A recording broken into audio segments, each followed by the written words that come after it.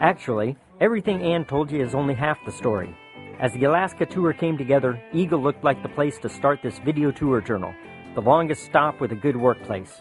So between teaching and recording and talking to folks about the gear, I studied the manuals, wrote storylines and scripts and cue lists. Hello, I'm Brian, and welcome to Folksinger's Tour 2000, AK2K. This isn't a mega budget production, folks. This is about a story to tell. I want to open a window for you on my world, let you travel with me and see the life. But it's got to be quick reports that I can do as it happens, and not distract me from the music, from living the life. That's what's important. I had the Pro video card I'm using now, but frankly I was afraid to install it and risk trouble when I needed to record every day. I had to get started though, get practical experience on how to get it done while still on tour. So I just used my AGP video card, though it was slow and rough.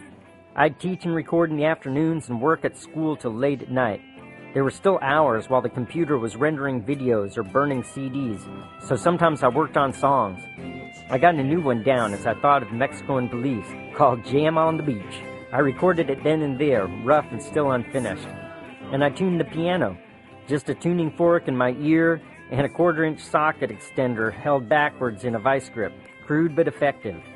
I filled the blackboard with equations. Hey, I'm a strange guy. Other people do stranger things late at night in dark, empty buildings.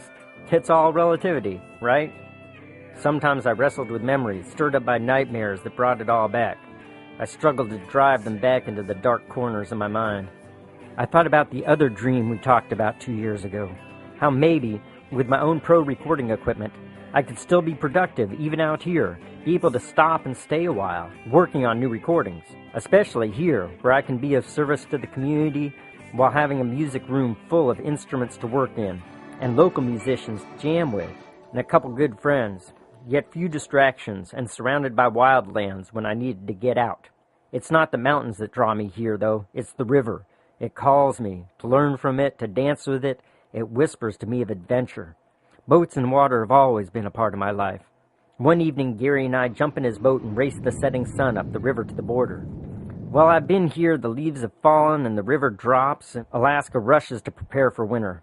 There's fresh moose meat at dinner. One morning we watched Dave launch his truck to carry his winter supplies up the 5 miles from the river to his cabin, 25 miles downstream.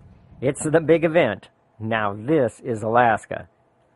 The next day a major storm hits, but after it passes I'm gone. Past the sign saying this road not recommended for travel. And I don't recommend it. I just do it. In another week they stop plowing, and it'll be closed till spring. So carefully I make it to Tok, 175 miles south, almost 2 feet of new snow. That night it hits 15 degrees below.